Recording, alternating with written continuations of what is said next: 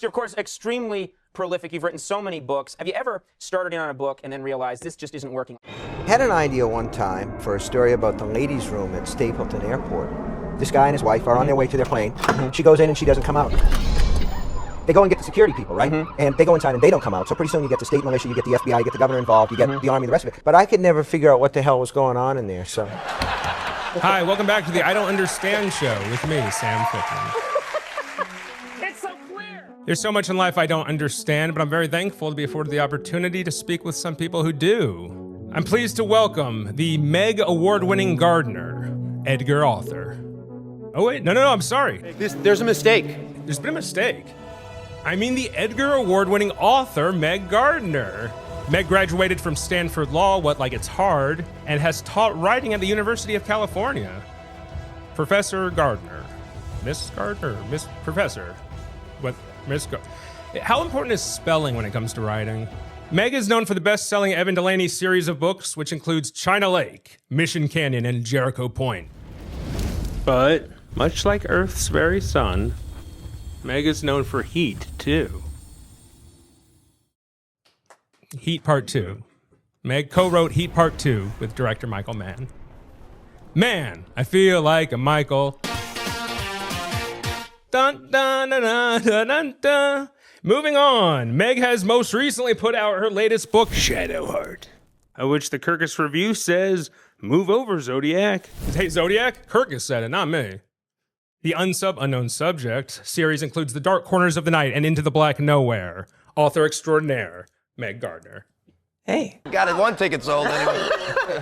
Wait. Anything with an airport, Stephen King, Yeah. one of my favorite authors, has been since the moment I picked up The Stand, which is still one of my favorite books. What do you love about Stephen King?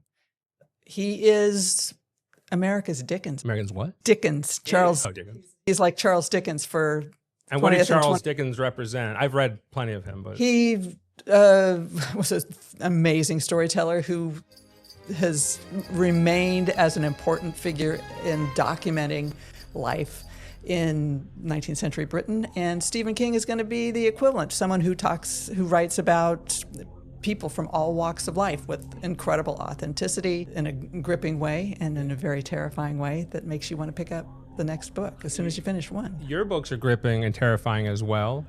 Thank you. Mostly mysteries, some horror mystery, detective stuff. I would say not horror, really. I'm scared. I love, that's a different thing. That's a thrill. Oh, I'm thrilled. I'm thrilled. That's supposed to do what it says in the title, which is thrill you, which is make you, bite your nails, keep turning the page, hold your breath, wonder what's going to happen next.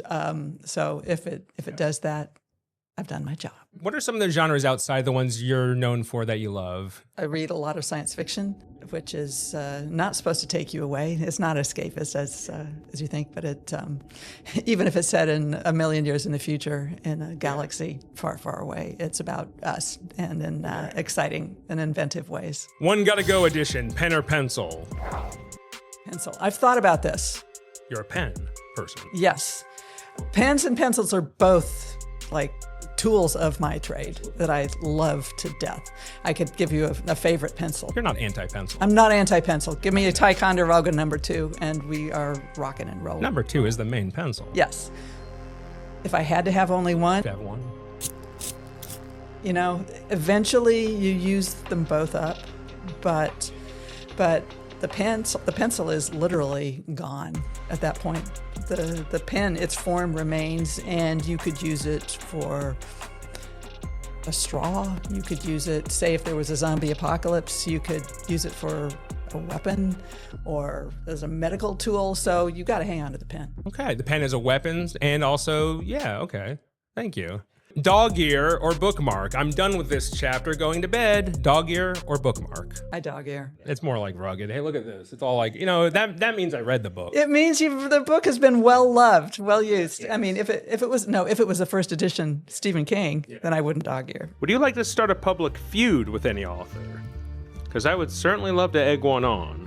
Galsworthy, to let. Book about the late 1800s and the cocaine epidemic of the great families. Oh, is that a pencil you're writing with, Galsworthy? Not going to be very safe during a zombie apocalypse. You're stupid, Galsworthy. Does listening to an audiobook count as reading the book? Yes. Thank you. Am I allowed to say I've read Blood Meridian even if I paid another man to read it to me and he did the voices? Why not? I've read Blood Meridian. Yeah, I read it. It's scary. The judge dances at the end. Who knows what that was about? Visceral excitement and dread. Dread is a great emotion to try to. Yeah. I mean, and I apologize to readers who hear that I love creating dread and fear, and only on the page. I try not to do that in real life. You've been known to put out a book every year, every other year. You're quite prolific. Do you sit down to write every day? Like, how much are you, like 9 to 5? Is there a schedule? Or are you just always coming up with ideas in your head, writing stories everywhere you go? All of the above. All of the above. Yeah. Is it? But you sit down like 9 a.m. to 5 p.m., I write. Yeah, I'm in the extremely fortunate position of having publishing contracts. And believe me, there's nothing more motivating and inspiring than a deadline. Oh, sure. So I have found that to be both the case, but also sometimes not the case, where I've passed up where I couldn't agree with you more. I finish everything on my deadline. If anyone's watching this who will hire me in the future, I always finish things on the deadlines. Yeah, I mean, you probably write a lot. I mean, like Stephen King, he's probably writing all the time. you're thinking about it. Ideas are everywhere. They're in the air. They're, they just seep in from everywhere. But if you're working on a big project, a novel, a screenplay, whatever, then you've got to put in the work. Yeah. So yeah, I write every day, Yeah. and depends on what stage of the process I'm in. Like brainstorming, research, Yeah. first draft, revising, editing, cleaning it up. The real question is this: was all this legal? Absolutely. If I'm just drafting the novel after I've got the story in my head, I try to do 2,000 words a day. Oh, so that's what I was going to ask. Is it a chapter a day thing? Is it a word count a day thing? But that is your thing. I do the word count a day. I have whatever works. 2,000. Do you ever get to like 1990 words and you just have to keep getting like she walked and walked and walked and walked and walked? There's 2,000. Absolutely, it's like using your Fitbit or your Apple Watch. She walked and walked and walked and walked and walked. I'm like, okay. I guess you had to get to 2,000. And she did it some more. No, your books are incredibly tight. Feels like you're watching a movie, but that's the truth about all your books. I could totally visualize, as an editor, I'm visualizing like the scenes, the cuttings. It's very involved and engrossing, and well, that's just a compliment, really. Well, it is a compliment. That's called editing. Do you text yourself ideas, or do you have your ideas all sprawled around your house, like with red yarn connective, like one of the detectives in your novel trying to solve a case? Of course. Is it the red yarn? Yeah, it is the red. How important is red yarn to solving a case? Sometimes blue yarn works. Blue? They don't represent them in the movies. No, they don't. It's a secret. Okay, so you got the red yarn everywhere. No, I don't. All pointing to one I thing. have. I write notes everywhere on Post-its, on paper towels, Yes, on receipts that from the grocery store, also on a computer and on a legal pad. And you have a pen or pencil on you all the time. Do you have a favorite kind of pen? Great question. It's a Uniball fine point. Do you fuck with fountain pens? No, you might be like very suave and Oh, yeah. dexterous, but for me, it's like wrestling a squid. And yeah, that's what it looks like. But it's all over my hands. How do you decide when a chapter is over? Is that a storytelling thing, time for another scene? Or sometimes it could be in scene? Or is it just when you're tired of writing that chapter? Are you like, chapter 9, I've had enough of you now? Time for bed. Is it bedtime when chapter No, is you over? never want a chapter to end at like making people think it's bedtime. Oh, really? No, you have to. Oh, next page. I gotta read. Precisely. If you Cliffhanger. yes. Chapter end at Hanger, cliffhanger. revelation, secret, something's got to change, and you've got to make it as tight as possible, because if you end a chapter or even a scene with your characters, calmly getting a glass of warm milk and sliding under the covers and turning out the light, that's what your readers are going to do as well. So it should never feel like an ending at the end of a chapter. It should feel like, what is next? Exactly. Cool. Yeah, because I would write, and then they go to bed because chapter 9 was long, and now they're... Thank you. That was a great answer. I'm going to drink water, and we're going to continue along. How long has it been going? Does it say? Are you a true crime aficionado? Like people who watch documentaries about murders? Or are you like, I like making stuff up? Like, I'm not going to sit around watching these actual horrors. Or do you get inspired by them because they are the reality of life, the horrors? I do watch true crime, listen to true crime podcasts, read true crime books. My UNSUB series, all the stories, all the books have been, I will not use the word inspired, but they've all been sparked by actual cases, because those are the events that have lingered in all our minds. So your first novel is China Lake.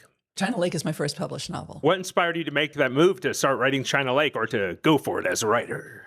A sense of panic that if I didn't do this thing I had dreamed of since I was small, which was write, that I would live my life unfulfilled in some way, and that I would give up this thing that felt like it was just intrinsic to what I wanted to be.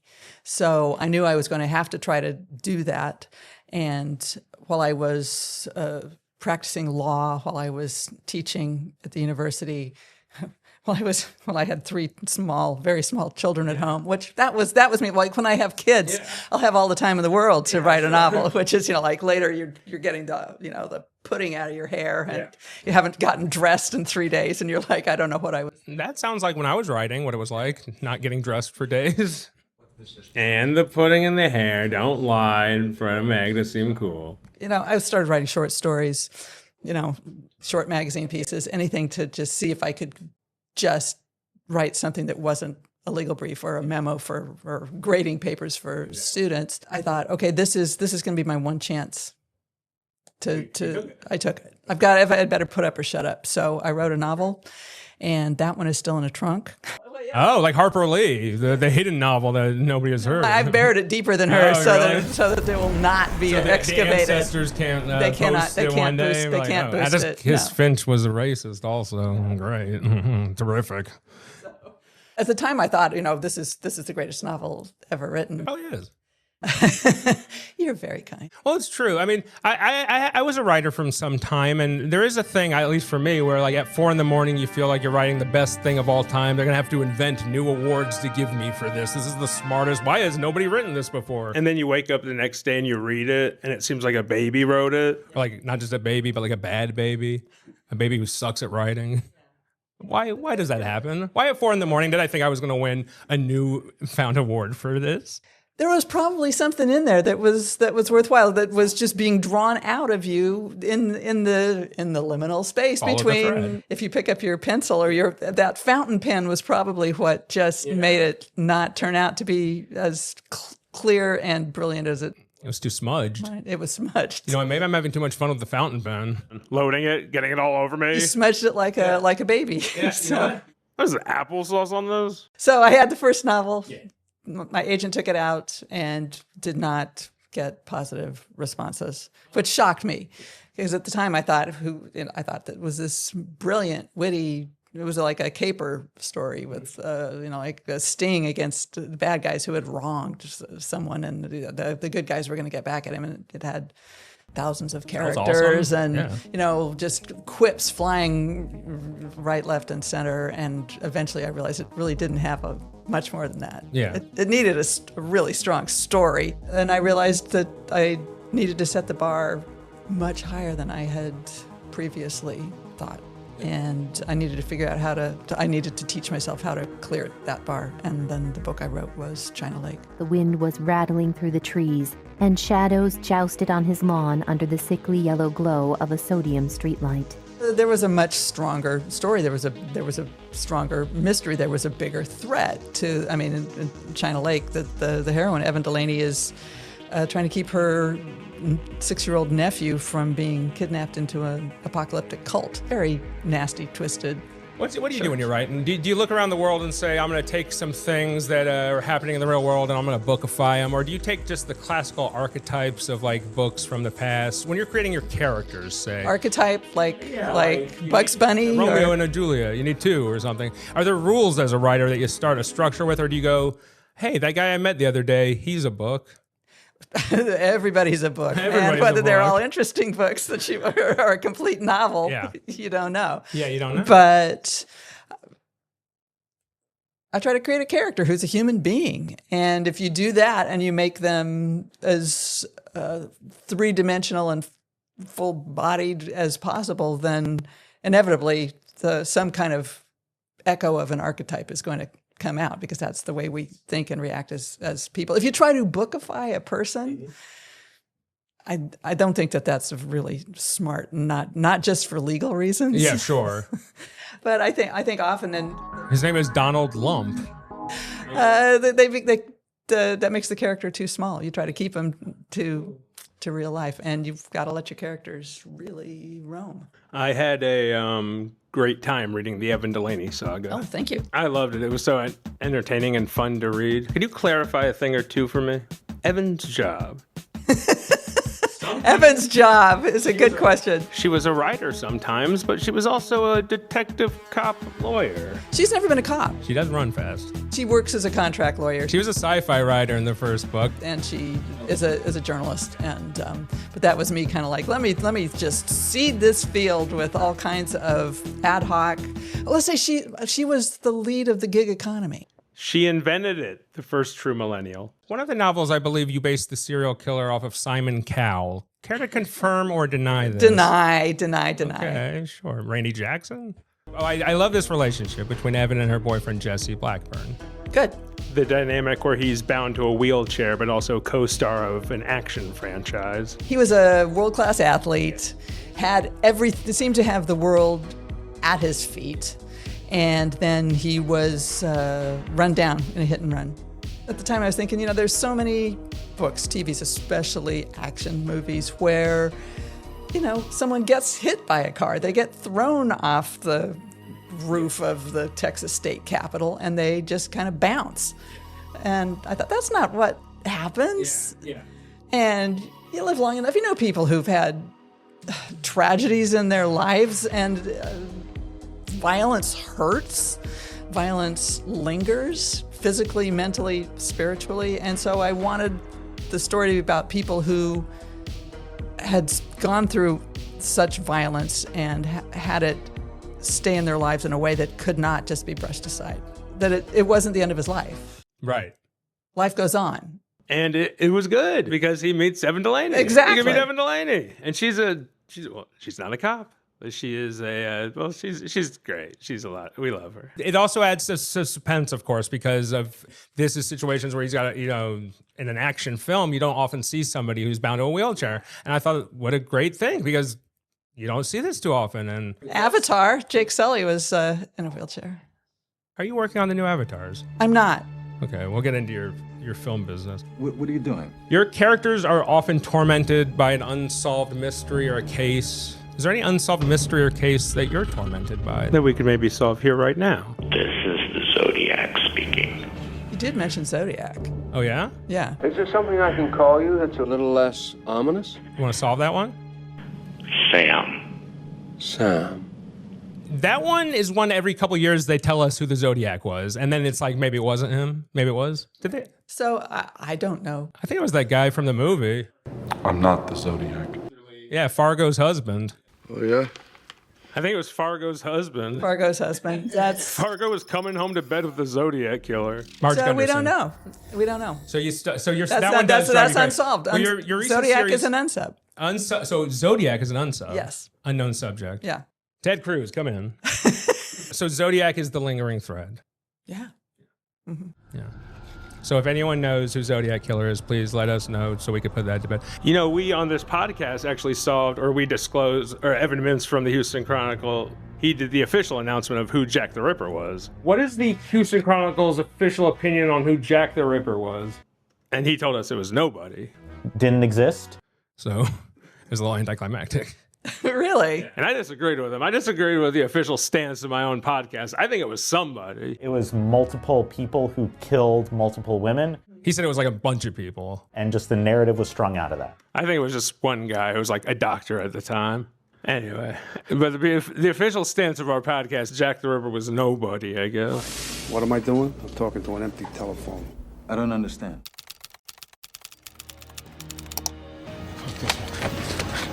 Red light, Max. Hold on. You cut it. Yeah. You cut the guts out of what I said.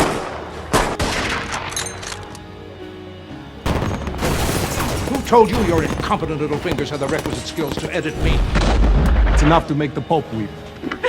It keeps me sharp, on the edge, where I gotta be. Mike. Mike? Mike! Try Mr. Wallace. Filmmaker Michael Mann has been telling stories of Detective Vincent Hanna and Master Thief Neil McCauley in some way or another for 50 years. In the 80s, TV movie LA Takedown. In the 90s, Heat. Heat 2 is a very rare thing. This is a book. It is a sequel to a movie. Now, Meg, how does such a thing happen?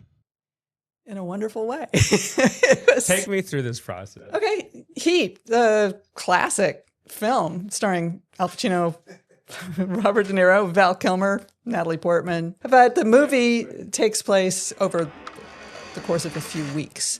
And, it's a cat and mouse game between this master thief and the detective who's after him. And it's not predator and prey, it's really predator and predator. These two guys, Vincent Hanna, the cop, and Neil McCauley, the master thief. And when we're with Hanna, we want him and his team to take down this high, high stakes, high line robbery crew, which is pretty violent, and they'll pretty much do anything to take down the score. When we're with McCauley and his crew, we want them to get away with this big heist that they're pulling off, like we always want to do in a caper movie or a story, because we know them, we see their wants, their lives, and we want to see them succeed at this and then scatter to the winds and do something different with their lives, possibly, we're hoping. But it doesn't work out that way. And of course, McCauley and Hanna meet, and instead of having a gunfight, Hanna says, let's have coffee. And they develop a wary rapport. They're the only two people who really understand the lives that they're living, but they know that if they come up against each other again, either one of them will take the other out without blinking. Yeah. And so we're waiting for this confrontation, which, does happen at the end of the movie. And Michael had thought for 20 years about expanding that story. He knew what happened. He knew where these characters had come from. He had written character biographies for all the major characters. So he'd been sitting with these ideas for years and years, right? And finally, and he had given them to the actors, so that the characters' histories would be able to inform their performances. During Heat, this was pre-Heat. Yes, the character biographies were written for Heat. Gotcha. But just for the actors. Okay, so this is what we're expanding on. So then he gave those to me, so I would know where the characters had come from, so we could see where they had been. And then he wanted to do it as a prequel and a sequel. So with all the characters pre-Heat, and the survivors of the movie, of the events, of all the shootings in for the sequel section. So it goes back and forth in time. Yes. Michael knows exactly what he wants. You feel this confidence. And action! He likes that relationship between this good guy and this bad guy. He likes you to think, maybe the good guy is really not the good guy after all, and the bad guy is not so bad. So it goes back and forth in time. Yes. I love that about it also. It's a time. I love things that do that because you get to see how people were through years, right? Yes. Yes. Very comparable to like The Godfather Part 2, where you're seeing these two stories coincide and how they both affect each other and how like one resolves the other. And the yin and yang. Well, that's the brilliance of his script for Heat. He wrote the script for Heat, and he just went soul deep into all of the characters, so what drives them. I mean, Hanna, the cop, he's a hunter. Mm-hmm. That's what gets him up in the morning. That's archetype. Is that an archetype? I guess it could be. You're professors. Am I right?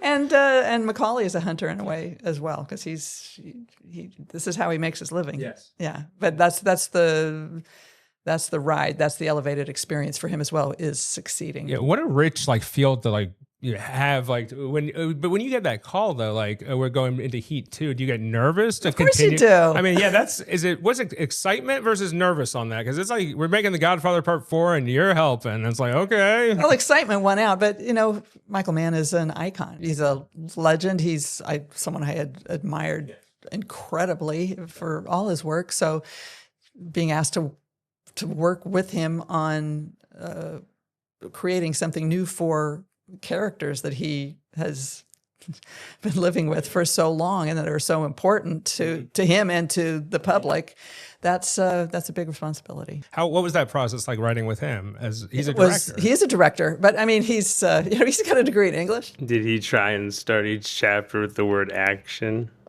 No, of course not. And you had to sit him down. It's and say, work out the Michael, story, work out the characters. in person, y'all, or like over the phone. Y'all are calling each other. We all were the calling time? each other. I went out to LA and we sat across the desk. At that point, we'd had a rough draft of the story, so we like literally just wrestled that thing. So he had ideas for all the major sections of the story, and then we worked out. We talked and wrote an outline and worked it through, and then I said, I need to know if you're going to like my writing. Are we going to be able to work together? So I wrote the first few chapters and then sent it to him, hoping that he would say, okay, that's good. So he did. So we went forward from there. And, I wrote that, and I wrote much of the first draft, but from all the work we had done. And at that point, we started just working together. How long does that take? I wrote this whole draft. For Heat 2, which is a pretty meaty book. Well, let's say from the time of we first spoke until publication was just over 2 years. We went through several drafts. I mean, we'd each written and rewritten every single word singularly and together and revised it. And was it different than your normal process? It showed me the benefits of collaboration, which is that once you realize you can really trust your writing partner, that you're very much more open to suggestion and to their any kind of editorial notes they give you. Sure. Especially if your writing partners like Michael Mann, can you clarify this and let's change up this action scene. Okay. Mr. Mann. I made The Last of the Mohicans. When you're writing like for the Vincent Hanna, are you writing like with Al Pacino's voice in mind? Are you like, hoo-ha? Of course, I had Pacino's face and embodiment in my mind as I was writing the book, but it was the character, and Michael knew these characters, and he's like, you've got to get the dialogue right. So it's not so important to make it sound like Al Pacino. No, this is who Hanna is. He's sarcastic. He's voluble. This is how he behaves. He when he goes off, he's not just losing it. He's usually doing that to a suspect or a confidential informant that he is trying to throw off their game by being nuts, seemingly. I'm Donald Duck. Do you have a favorite Michael Mann movie? Other than Heat? Other than Heat now. My favorite is Ferrari, I think. I love Ferrari. It was so good. I didn't know what was going to happen in the whole movie. They're like, we're going to the Mille Miglia. And I was like, all right, go. And then they go to the Mille Miglia, and you're like, they should not have gone to the Mille Miglia. That is insane. It's dramatic, and it's all true. Exactly. It's one of those movies where I'm like, well, this surely didn't happen. And then, of course, it all happened, and it's terrifying. Anyway, I love that movie. Adam Driver and Penelope Cruz are just stunning in that movie. Sure. But you know what? I think he was so smart to work with somebody who is a brilliant writer in this field, who knew what to do, because sometimes people who aren't from the book world will come to the book world, and it's a different beat. I mean, it is different. You can't just put all your ideas into a book and make it entertaining. Right. That's what you do. And I had to figure out how to translate what works so brilliantly for him on the screen onto the page. Your books have this where they're very detail oriented, very procedural. Like I feel like I'm embedded with the police. I feel like I'm on a ride along. Do you go on like ride alongs? I did for Heat. I have gone on ride alongs. You I've gone on ride alongs with the Austin Police, Oh. and Michael and I went on a ride along with the LAPD. Are they scary or are they like that Ice Cube movie where they're a little bit funny? Or what's that Ice Cube? Fuck. Wait, who's Ride along, yeah. Funny stuff can happen. Yeah, but it's not that funny. It's not that silly. MegGardiner.com to purchase books such as the UNSUB series, the Evan Delaney series, the Joe BECKETT series, and Heat 2. All sorts of books. Amazing books from the amazing writer Meg Gardner. Oh my God, thank you so much for doing this. Thank you for your insight. And thank you for being an amazing writer. Thank you. I was glad to do it. This is now officially the end of the show. I don't ever know how to end it, so it fizzles out like this where I just thank you a bunch. Oh, actually, we have gifts for you. Oh, this is how it ends.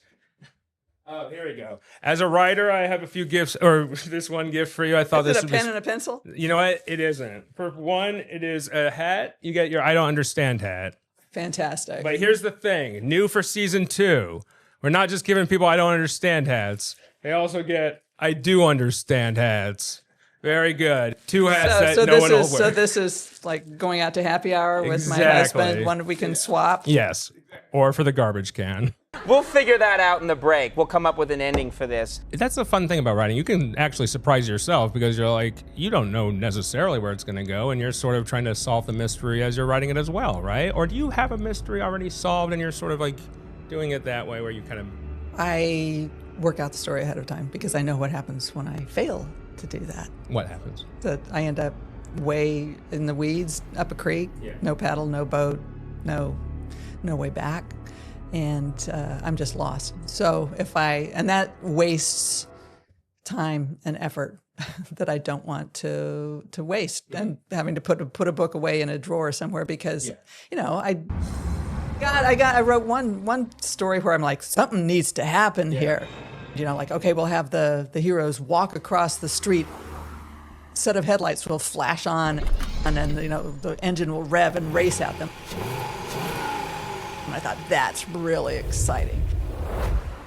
And that was the last paragraph I wrote because I had no idea. Why on earth were they revving the engine and racing at them? I mean, there was this headlights. Who was in this car? Hey, thanks for watching. Thanks for having me. But that interview was great.